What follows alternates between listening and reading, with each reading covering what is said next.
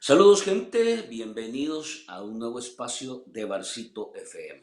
Ahora vamos a conversar sobre el activismo digital, los entornos que se marcan dentro de la generación de contenido, la creación de contenido y las posiciones que se están moviendo dentro de las redes sociales. Pero sobre todo de esta ola de ataques, de amenazas y de otro tipo de acoso que ha llegado a las plataformas digitales y sobre todo a aquellas cuentas que se han convertido en realidad en generadores de opinión, de análisis y de debate sobre lo que está pasando en el país. Ahora vamos a conversar con Sara Monroe. Ella nos va a acompañar en este barcito FM. Gracias por hacer espacio, Sarita, y por participar en este espacio, en este área para platicar y conversar sobre lo que está pasando en el país. Gracias a ustedes por invitarme. Bueno, me encanta estar aquí este día compartiendo con todos, pues, nuestras opiniones, compartiendo nuestras experiencias, que sé que muchas personas de las que están en redes, aunque no generen contenido, se sienten identificadas cuando escuchan la palabra acoso digital. Tú tienes, para conocer un poquito, ¿cuál es el entorno, el ambiente y desde cuándo estás en redes sociales? Yo abrí mi perfil en el 2012, pero compartiendo contenido político tengo desde el 2015. La plataforma donde yo comencé y donde me mantengo, digamos, es en Facebook. Ahí es donde estoy. Hace poco, pues, que ingresé a Twitter. Y también que los felicito por este espacio del barcito en YouTube, ya que YouTube es pues la plataforma en la que digamos que los sectores de denuncia todavía no tienen marcado un territorio. Entonces este es como digamos un pionero para las personas que no tienen voz. Generar contenido de, digamos, de la realidad, de la situación que está viendo. ¿Qué te provoca, qué te motiva a que empecés a escribir sobre esto?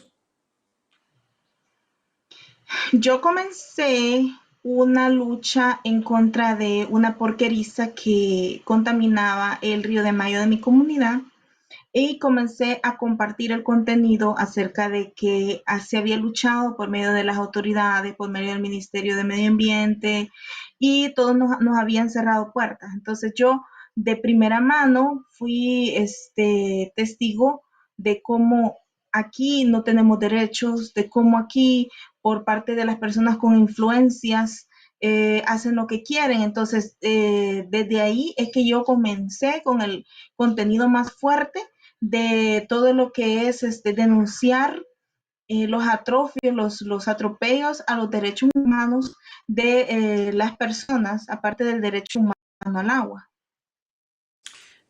Encontraste que en la red, a partir de esta experiencia, ¿qué es lo que fuiste encontrando? ¿La gente empezó a opinar o las instituciones te escucharon o empezaron a reaccionar? ¿Qué fue lo que te dio este espacio, digamos, de la plataforma digital y sobre todo en Facebook?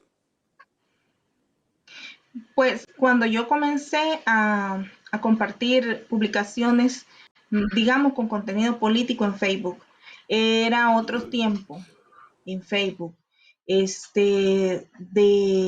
Digamos, cuando yo entraba, cuando yo compartía, eran todas las comentarios, la mayoría eran negativos ante mi contenido, negativos, porque las personas, las personas, muchas personas incluso le dieron el beneficio de la duda a este que está ahorita y creían en su interior en las promesas, creían en el plan que les habían planteado y creían en realidad de que había que darle el beneficio de la duda. Entonces en un post de 200 comentarios, pues 190 eran negativos a mi perfil y 10 eran positivos al contenido, muy diferente de lo que es ahora. Ahora Muchas personas ya vieron que es mentira todo lo que se les ha dicho.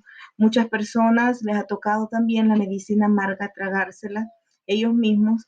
Y hay unos que no lo reconocen, pero ya mejor se han alejado, pero hay muchos que ya reconocen, hay muchos que ya reconocieron lo que fue la falacia de un falso Mesías, que en sí es un círculo vicioso que el país viene teniendo, que se repite y se repite, y aunque diga el señor presidente que la historia es una farsa, pues no, porque se está repitiendo hasta en el mismo.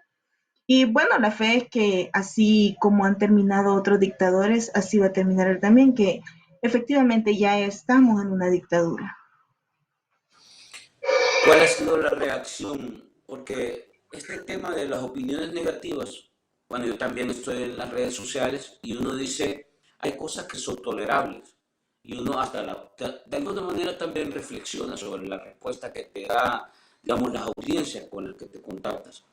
Pero hay cosas que superan el límite. Entonces, cuéntame un poco qué es cómo ha reaccionado la gente a tu postura, a tu forma de ver las cosas, a tu denuncia y qué tipo de situaciones son aquellas que tú ya consideras que ya no es un comentario, sino que pasa a otro nivel. Generalmente, cuando el comentario viene de una persona que es fanática, es un perfil real. Sí ofenden, pero llegan hasta un límite. Pero la mayoría de veces los troles pagados por el oficialismo son los que más fuerte atacan, son los que más fuerte comentan, son los que más fuerte amenazan. Pero estos perfiles se identifican porque no tienen foto de perfil o digamos que lo acaban de abrir, tienen pocos amigos, tienen pocos contactos y ellos siguen a mucha gente. Eh, a mí, en esto de estar así, compartiendo contenido político, me han hecho cosas como han mostrado la foto de mi casa, han dado la ubicación de mi casa, con la frase de que aquí vive la que tanto critica el presidente. Han dado la ubicación donde yo me encuentro para que lleguen a hacerme alguna maldad. Me han amenazado de muerte. Cuando mi hijo todavía estaba en bachillerato, daban la ubicación del bachillerato donde estudió. Cosas ya bastante graves, las cuales yo fui a denunciar.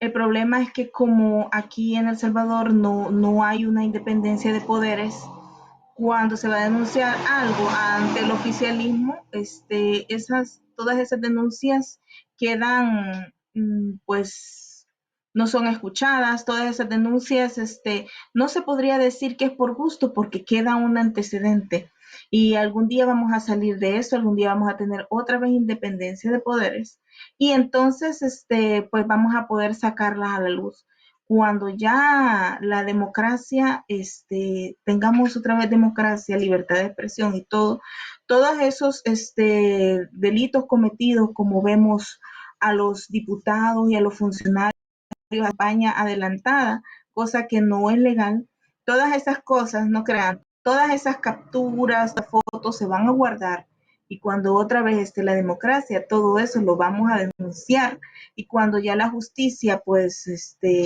ya funcione, van a ver, o sea, yo creo que se van a tener que ir porque la lista y tienen que pensar también ellos que todo lo que están haciendo es ilegal. Por ejemplo, campaña adelantada es ilegal. La reelección es ilegal, lo dice la Constitución y lo dice Bukele en las entrevistas que dio. Él mismo dice que la reelección inmediata es ilegal, porque la única reelección que, que es legal es la reelección donde se espera un periodo de tiempo. Pero la reelección inmediata, esa sí es ilegal, lo dice la Constitución y lo dice el mismo Bukele, claro, cuando no tenía pelo, cuando se le había caído todo, cuando era calvito. Ya después que ya se hizo sus mejoras para que tuviera pelo, ya como que el cerebro se le olvidó, así una amnesia selectiva. ¿Tú crees, Sara, que este giro, este cambio en las opiniones y en lo que has escuchado, tú crees que la gente en realidad ha visto ese cambio de personalidad de pensamiento y de opinión que ha venido teniendo Bukele durante estos 3, 4 años? ¿Tú crees que ya la gente lo empezó a ver?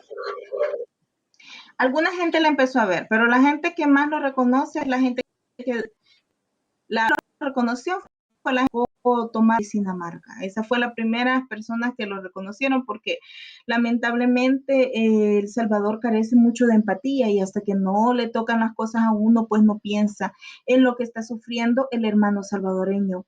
Yo, si usted, amigo que me está viendo, amiga que me está viendo, no ha leído un libro, le recomiendo que lea Rebelión en la Granja. Es un libro buenísimo y habla acerca de una rebelión que hubo en la granja y cómo los animales, los cerdos lideraron esa revolución y los animales lograron sacar al humano y lograron salir adelante.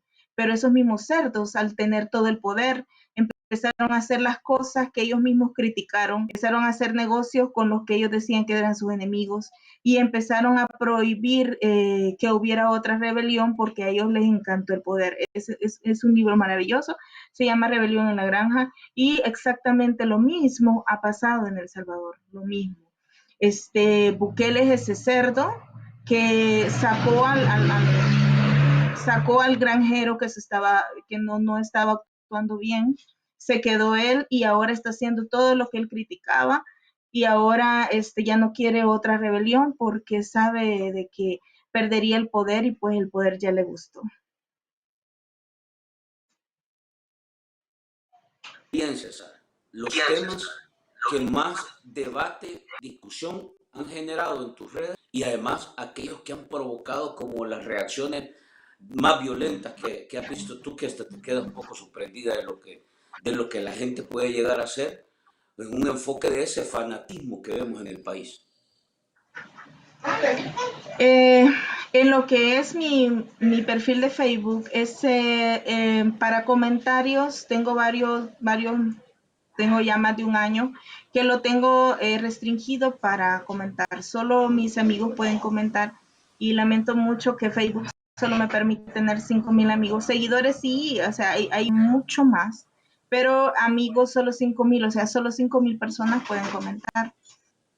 Hice más que todo porque en mi perfil yo quiero que las personas se sienten tranquilas, especialmente las mujeres, que van a comentar algo y que no va a salir alguien comentándole feo. En Twitter, que ahí sí no lo tengo restringido, ahí en Twitter sí, los temas que más son controversiales son cuando se toca directamente al presidente Nayib Bukele. Ahí es donde más se revoluciona todo, porque Bukele ha sido inteligente en ese aspecto de tirarle toda la pelota de lo malo a los diputados. Todo lo que se hace malo en el país es culpa de los diputados ahora y en realidad los diputados actúan por medio de todo lo que Bukele les dice. Entonces ahí hay una contradicción, pero eso porque lo hace, para que si hay algo feo, eso, el costo político lo asuman los diputados. Entonces, siempre yo he notado que siempre que se ataca directamente al presidente, los troles se activan más que cuando se ataca a los diputados. Y puede ser como una estrategia, porque como cuando Bukele quiere una cortina de humo, los diputados se ponen a hacer tontería y media, que yo digo, ¿será que así son? ¿O será que ya es un personaje que tienen para llamar la atención y para hacer una cortina de humo? Porque los diputados han hecho y han dicho cosas, como por ejemplo esto último de aprobar el decreto equivocado, que uno dice, no puede ser que sean tal vez es un personaje el que hacen. Pero la misión de ellos es limpiar la imagen de Bukele, que todo lo malo recaiga sobre ellos, porque saben perfectamente que si Bukele se vuelve a reelegir, aunque ellos ya no sean diputados, pero su huesito lo van a tener en alguna embajada, en algún ministerio, pero ellos siempre van a tener ahí su huesito para morder y por eso no les importa pues quedar mal ante la opinión pública, siempre y cuando se limpie la imagen de Bukele. ¿Ha habido algún momento, Sara, de temor, de miedo, de alguna angustia por las amenazas y por toda esta agenda que hay en las redes sociales, ya físicamente, personal, o a tu familia, o en el entorno laboral? ¿Has llegado a ese nivel? Sí, sí, la verdad que sí, miedo da cuando voy a las marchas, bueno, a mí me da miedo ir, a mí me da miedo que yo vaya a las marchas por todo lo que pasa, porque aquí en el país, o sea, desaparecen a alguien tan fácil como decir adiós y ya el rastro ya no se ve. O si le haces a la imagen de Bukele, pues te puedes convertir en presos políticos, que presos políticos hay en el país. Y por eso es que se dice que en El Salvador hay dictadura, porque en un país donde existen presos políticos hay dictadura. Y aquí hay presos políticos. Es una justicia cruel y selectiva que no toca a los corruptos que están alineados con la N. Los corruptos que están con la N parece que son limpiados de todo pecado pasado, presente y futuro. Personas que son una amenaza para el régimen son atacadas y son violentadas. Pero esto va a tener un fin.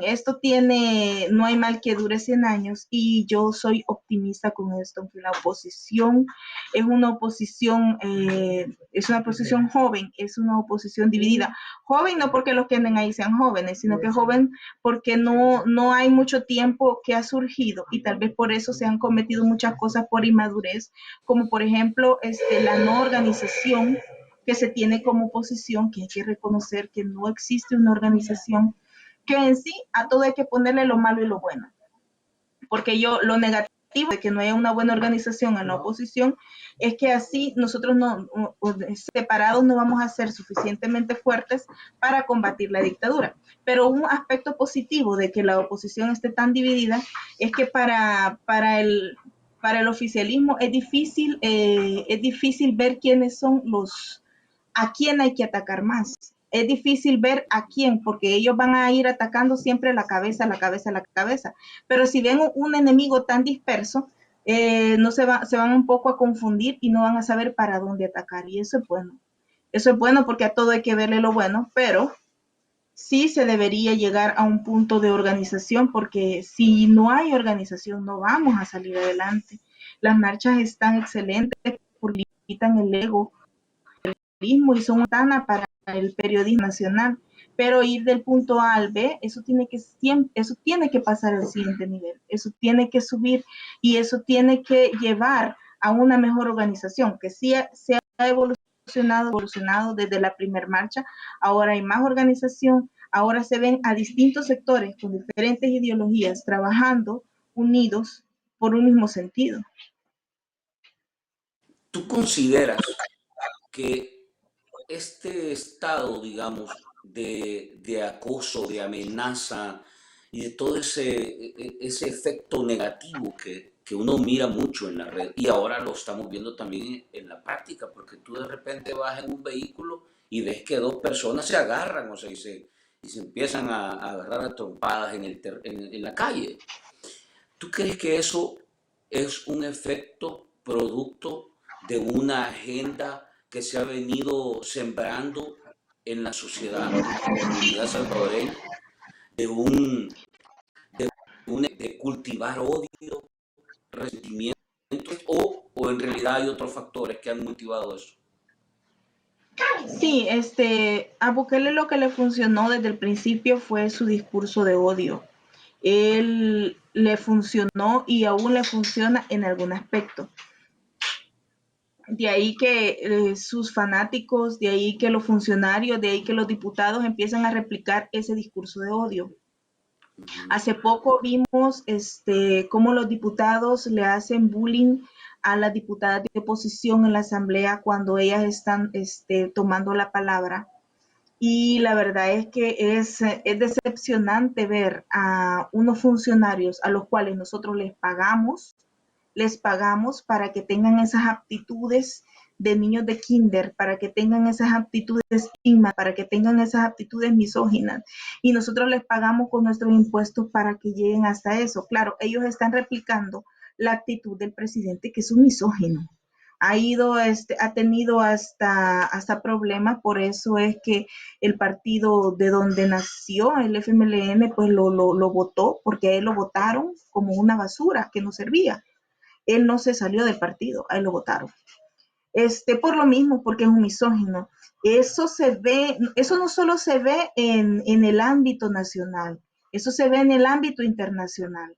Podemos ver la funcionaria norteamericana Norma Torres, que ha sido constantemente agredida por troles y fanáticos del presidente, que ha sido agredida por los mismos diputados, que ha sido agredida por el mismo presidente, que el mismo presidente publicó un tuit donde dijo que no votaran por Norma Torres, que los diputados también estuvieron moviendo su supuesta influencia para que los hermanos salvadoreños allá en Estados Unidos no votaran por Norma Torres. Pero lamentablemente para Bukele ahí quedó demostrado que fuerza ya no tiene la misma, porque a pesar que él tiró toda su campaña de odio en contra de Norma Torres, a pesar que los diputados de Nuevas Ideas tiraron toda su campaña de odio en contra de Norma Torres volvió a ganar, ella volvió a ser electa como funcionaria, pero ella denunció a nivel internacional todo el acoso que ella ha tenido. Imagínate que si atacan a una persona, a una funcionaria estadounidense, si la atacan con tanto odio y si la atacan con tanto empeño, ¿qué se podrá esperar de uno? Pues que está aquí totalmente indefenso porque no hay leyes que a nosotros nos amparen. No hay una institución que a uno lo proteja de todo ese ataque que le está haciendo. Pero sí, el ataque es a nivel hasta internacional.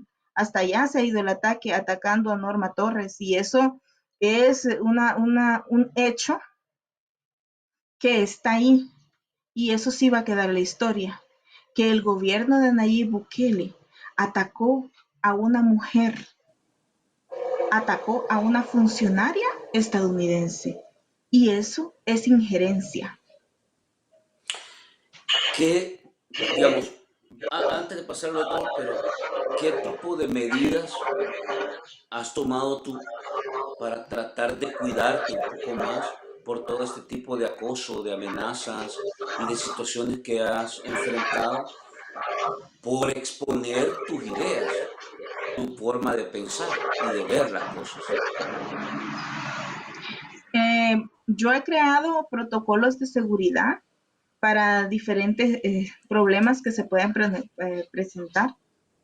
He creado protocolos de seguridad para una marcha, protocolos de seguridad, sí, en mi casa, protocolos de seguridad, en las cuales tengo también el apoyo de muchas organizaciones de mujeres, las cuales estamos unidas y estamos listas para que cuando a una le pase algo, ya sabemos cómo actuar, no voy a hacer público cuáles son esos protocolos, pero sí tengo protocolos de seguridad que algún consejo para alguna chica que también esté compartiendo este tipo de contenido es bueno, que siempre que vaya a una marcha trate de mandar si se va a ir en auto, la placa del carro. Yo en las últimas marchas me he ido sola, he andado sola la mayoría del tiempo, porque en cualquier momento pues yo me escapo si hay algún tipo de problema. Eh, Porque llevar más personas es una responsabilidad y en eso yo admiro a los grupos de mujeres, grupos de feministas, ecofeministas y todo, porque ellas tienen una red tan bonita, ellas se cuidan una a la otra y yo siempre he dicho que si ese sistema se replicara en toda la oposición, votaría porque la manera en la que esos grupos de mujeres trabajan es una manera bien organizada y es una manera en que ni una ni otra quiere sacar protagonismo. Ellas son bien celosas en eso. Fíjate, ¿qué crees que deberían, digamos nosotros, todos aquellos que de alguna manera han abierto un espacio para exponer a través de sus plataformas un punto de vista en función de denunciar aquellas cosas que se están haciendo mal, de tratar de exigir que cambien o se mejoren algunas situaciones. Eh, Porque también eso se convierte en una voz, digamos, de defensa de aquellos ejercicios de la democracia, de defender derechos, de velar porque el entorno de la seguridad, lo que tú me acabas de comentar, se multiplica. Entonces, ¿qué crees que debería de hacerse de manera general por parte de estos actores que se están convirtiendo en una voz más de opinión en función de esta lucha que se ha abierto desde hace un par de años? Y más que todo los que hablamos desde el país, porque hay voces de oposición, hay en la diáspora. Antes habían más poquitas, pero ya han resultado más voces de oposición en la diáspora. Y hay voces de oposición aquí dentro del país. Entonces, como que en la diáspora sí hay un poquito más libertad de decir las cosas porque allá no llega el régimen. Pero vemos, por ejemplo, a un César Fuentes, vemos, por ejemplo, que está allá, ¿verdad? Vemos, por ejemplo, a un grupo que se había creado ahí en Washington, que también comparte contenido en redes. Ellos tienen un poco más de libertad porque ellos están allá.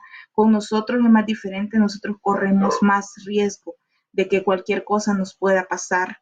Sí sería muy importante. El problema es que aquí en El Salvador no hay una institución a la cual uno se pueda apoyar. Vemos el caso de lo que le pasó al comisionado, que eso también ya quedó para la historia, que hay un preso que está preso por tuitear en contra del presidente, por un tuit en contra del presidente. Eso sí lo han hecho, hicieron historia porque eso es una cosa que él lo hizo como para que todos los demás dijéramos, ya no lo voy a hacer. Él lo hizo como para decir, voy a meter preso a para que todos los demás vean y todos los demás bajen. Incluso muchas personas, cuando se dio ese caso, dejaron de publicar por un tiempo, algunos dejaron de publicar porque la verdad es que temen por su familia y es un temor que todos lo tenemos, pero ahorita yo me siento optimista porque veo de que hay cosas que están bajando la popularidad del presidente. Cosa que lo comprueba es el último caso, el caso del señor trailero, en la cual el señor presidente volcó todo su odio, toda su maquinaria de odio la volcó encima de él, pensando que él, poniéndose en contra de él, toda la gente lo iba a apoyar, pero el pueblo se sintió identificado con alguien que estaba trabajando y que le pasó un accidente, que es accidente, que a cualquier persona le puede pasar. Entonces, la tortilla se le dio vuelta y no le funcionó ese discurso de odio. Esto tiene un gran significado porque esto significa que él ya no tiene la influencia que al principio tenía sobre la gente, que todo lo que él decía se lo tragaban. Ahora no, ahora la gente como que está analizando un poco más las cosas y como que ya se está poniendo un poquito a pensar antes de tirar una opinión, porque muchos tuiteros y muchas personas que son del Partido de Nuevas Ideas decían, en eso no estoy de acuerdo con el presidente, en eso no estoy de acuerdo con el presidente, y nunca se les había oído hablar así. Eso sí es un gane, eso sí es un gane, porque eso significa que la gente está empezando a analizar, está empezando a decir, entonces no todo lo que él hace está bien. Hay mucha gente que dice, es que estas elecciones dicen sí hay que quitar un poco de diputados porque no tienen que tener todo. Yo lo he oído a muchos nayilíberes expresarse así, y eso me da mucha alegría porque eso es una esperanza. ¿Hay alguna posibilidad de que, más bien es eso, tú consideras que este papel que muchos generadores de opinión como tú han abierto está provocando en realidad cambios en la forma de pensar de los salvadoreños? ¿Está incidiendo? ¿Crees tú que este aporte, este esfuerzo está generando un valor agregado positivo al país. Sí incide, pero te voy a ser completamente sincera. A mí me gusta hablar con la verdad. Sí hay una incidencia, pero no es que diga, ay, no, yo voy a cambiar porque Sarita Monroe lo dijo. La mayor parte de culpa de que Bukele está bajando en su popularidad es del mismo Bukele, de sus funcionarios torpes, de sus funcionarios prepotentes, de sus funcionarios que no han hecho un buen trabajo, de él mismo. La caída del presidente viene desde él mismo y de su círculo. Nosotros podríamos incidir, pero no mucho. Sí incidimos, pero no es un 100%, la verdad, no es un 100%, no estamos totalmente fuertes para eso. Es un poco, digamos que de un 100%, la incidencia de nosotros los que creamos contenido es un 25% y es un 75% ya directamente culpa de la torpeza de Bukele, de la prepotencia de sus funcionarios, de la prepotencia de Bukele y los errores que ha cometido, por ejemplo, el Bitcoin. Te voy a dejar un ejemplo. Hace poco yo usé InDrive, la primera vez que usé InDrive, yo usé InDrive y me monté y vi que el conductor 100% Nayib Líber, 100%. Entonces vine y yo solo lo escuchaba. Cuando en el camino le dije yo, o sea, mire, le dije yo, fíjese que yo le voy a decir una cosa, le dije, yo efectivo no ando, le puedo pagar en Bitcoin. No, hombre, esa M no sirve, me dice. Ah, dije yo. O sea, es Nayib Líber, pero, ay, entonces. Entonces yo le dije, no sirve, ¿verdad? Le dije, no, pero mire, acabamos de pasar un cajero y vi 2 personas. Esa gente de Chotos está ganando el dinero. No es que, entonces usted considera que fue un error. No, hombre, eso fue un error, eso es por gusto. Entonces, lo que le quiero decir, cuando llegamos al destino, ya él se le había cambiado totalmente el cassette. A él se le había cambiado totalmente el cassette. Y yo en realidad no hice mucho para eso. Yo lo único que hice es decirle, ¿verdad que ahí sí la regó? Sí, sí, ya él ya hablaba totalmente diferente. Entonces, ¿qué les puedo decir? Digamos que las torpezas que él cometió son un 75% y lo que uno puede hacer aquí poquito es un 25%. No vamos a decir que nosotros lo estamos haciendo todo porque si él está cayendo es por sus malas decisiones y por la prepotencia de su gente. La experiencia que has tenido siempre en este ejercicio, Sara, ¿qué es lo que crees que mantiene todavía a la gente con ese nivel de ceguera, de alguna manera, de las cosas que estamos viendo en la realidad y sigue todavía aplaudiendo a algunas situaciones que para muchos ya son en realidad un poco de lógica, ¿va? De simple lógica, decir esto no está bien?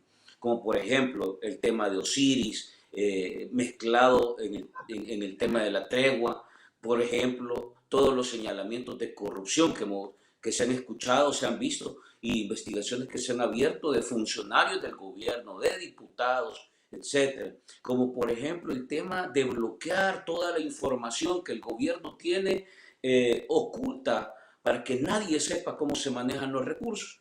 Pero vos ves y la gente sigue defendiendo eso. Entonces, ¿qué crees que está pasando con la sociedad, con la comunidad salvadoreña?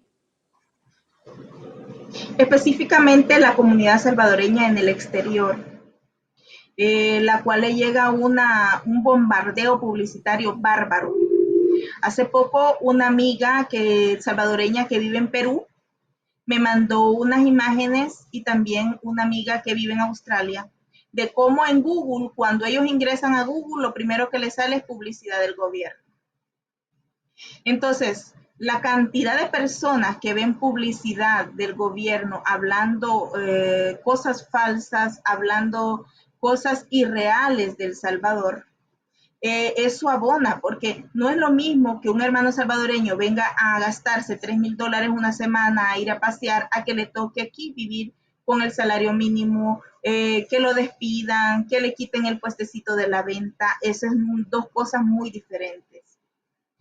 En este caso, las personas que todavía defienden a Bukele son personas que, digamos, tienen un subhuesito, tienen esperanza de un huesito, ¿verdad? Ellos son los que lo defienden. La verdad es que sí hay bastantes personas que todavía defienden a Nayib, pero hay muchas que ya no es como antes.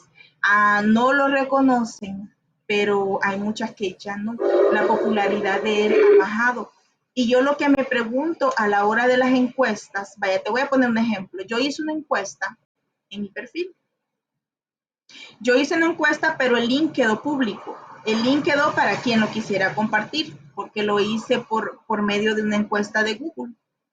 Eh, en mi encuesta, como la mayoría de personas que contestó mi encuesta fueron personas que están en mi círculo, están en mi perfil, digamos que están en un lado de la moneda, mi encuesta salió totalmente lo contrario a la que dice el gobierno. Entonces, ¿cuál es la encuesta real? ¿Cuál es la encuesta real?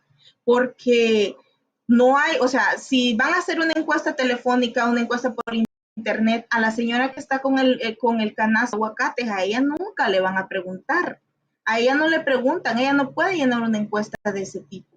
Entonces, aunque muchos dicen que las encuestas son fotografías del momento, yo les podría decir que las encuestas son fotografías del momento, pero que les ponen el filtro que más les convenga, igual como un filtro de TikTok, igualito.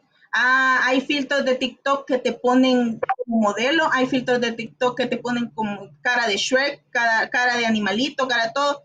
Entonces, para las personas que dicen que las encuestas son una fotografía del momento, yo les diría que las encuestas son una fotografía con filtro y el filtro lo pone el que paga las encuestas, porque nadie dice, ay, a mí se me ocurrió hacer una encuesta y yo lo voy a hacer lo más. No, las encuestas tienen alguien que las pague, las encuestas tienen alguien que las patrocine, las encuestas tienen alguien. Entonces ahí hay intereses y sí les ponen el filtro que más le convenga, le ponen oye, en TikTok hay uno que se llama glamour, no sé qué cosa más maravillosa, se pasa la mano por la cara y ni se nota qué filtro.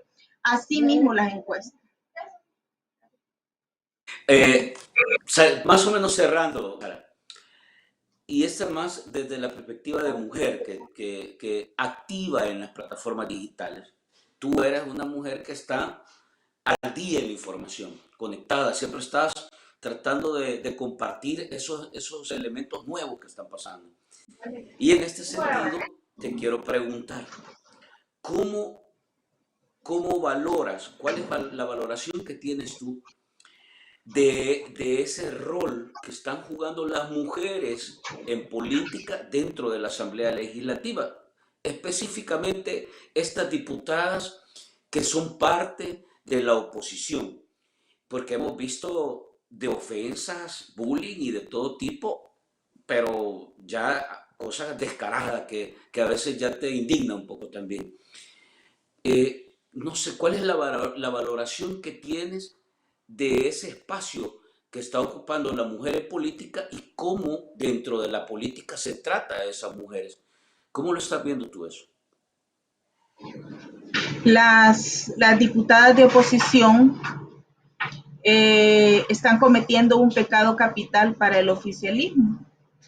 Las diputadas de oposición están pensando y proponiendo algo que el oficialismo tiene prohibido para las diputadas mujeres.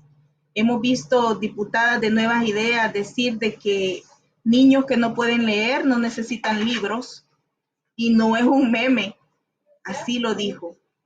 Hemos visto diputadas que se ponen a nombrar municipios como departamentos y no es un meme, así lo hemos visto. Eso significa que para Nuevas Ideas, para el oficialismo, para Nayib Bukele, el prototipo de la diputada es que no piense, que no opine, que no proponga. En ese sentido, las diputadas de oposición cometen un pecado capital para el oficialismo, que es el de proponer, que es el de pensar, que es el de cuestionar, y eso es un pecado que ellos no perdonan y lo castigan con la burla y lo castigan con sobrenombres a su físico y lo castigan con agresiones verbales, tratando de humillarlas. Y es totalmente decepcionante ver que algunas mujeres de nuevas ideas se unen a ese acoso, se unen a ese circo, se unen a ese ataque. Entonces, para mí, el rol de la mujer del oficialismo, de la diputada del oficialismo, ha sido cometer el pecado capital para ellos, que es pensar, que es proponer. Y las castigan así, haciéndole burla, haciéndole bullying, pasivo y activo, de las dos formas. Interesante porque eh, de alguna manera casi lo mismo que le pasó al motorista de la rastra que tú comentaste. El ejemplo es, en muchos casos de estos ataques que han aparecido, y no solo en el Pleno, sino que en el Pleno empiezan los ataques y después en las redes viene una avalancha y salvaje de ofensas y todo lo demás.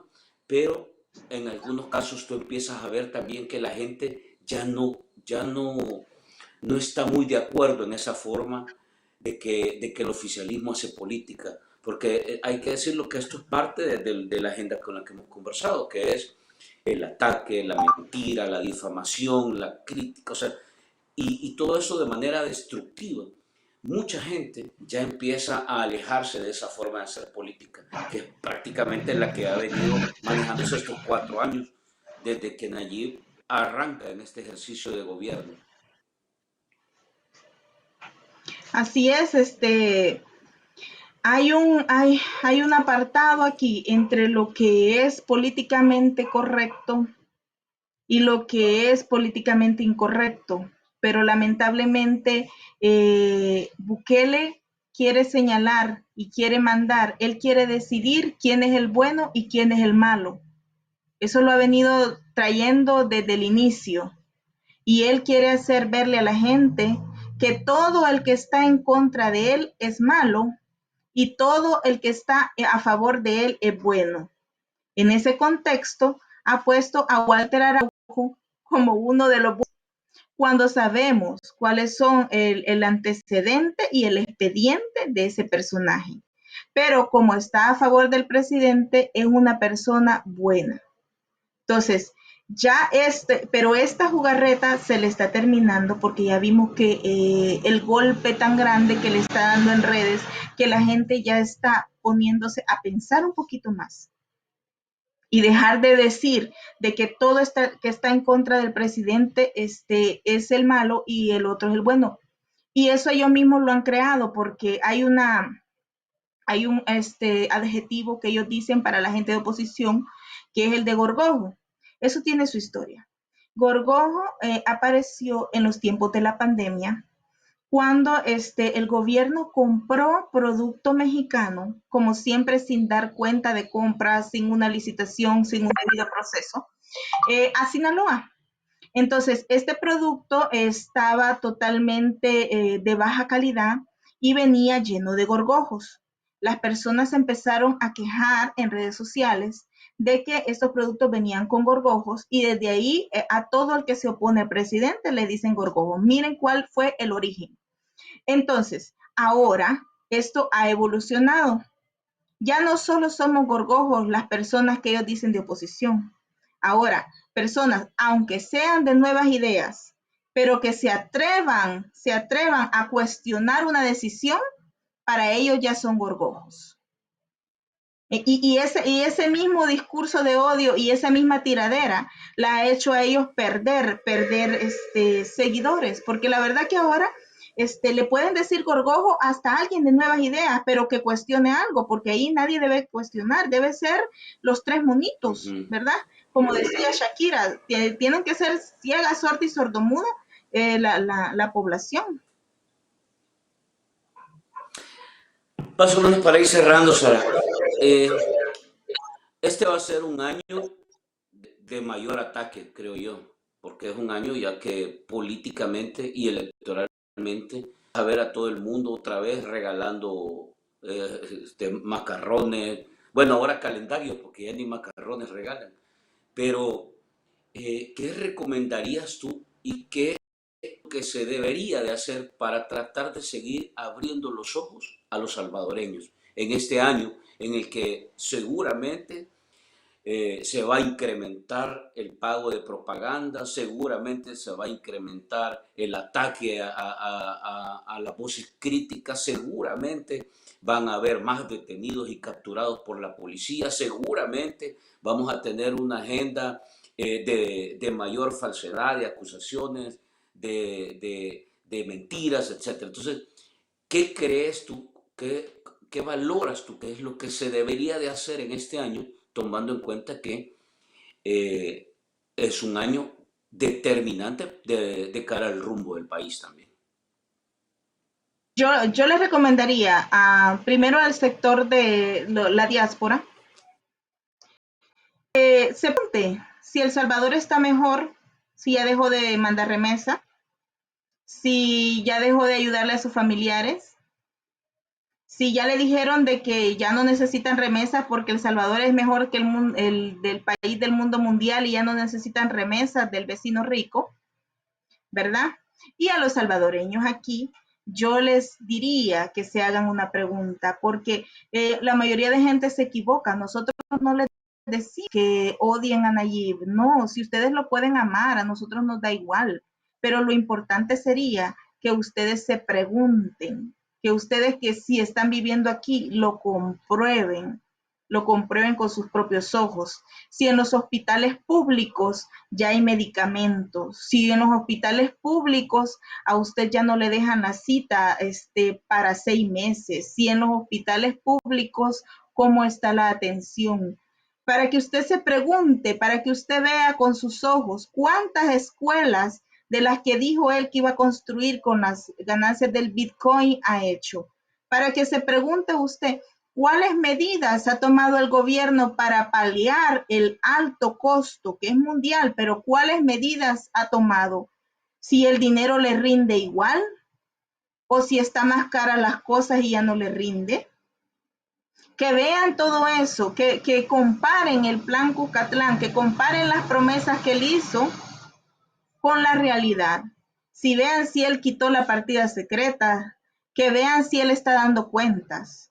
Entonces, yo, yo opino que este medio es muy importante y personalmente yo no quiero hacerle cambiar a nadie de manera de pensar, pero sí quiero que piensen y que analicen cómo están, si él ha cumplido, cómo están los hospitales, cómo están las escuelas, cómo está la canasta básica, cómo está esa pensión universal a los ancianitos que se la quitaron. Solo piensen.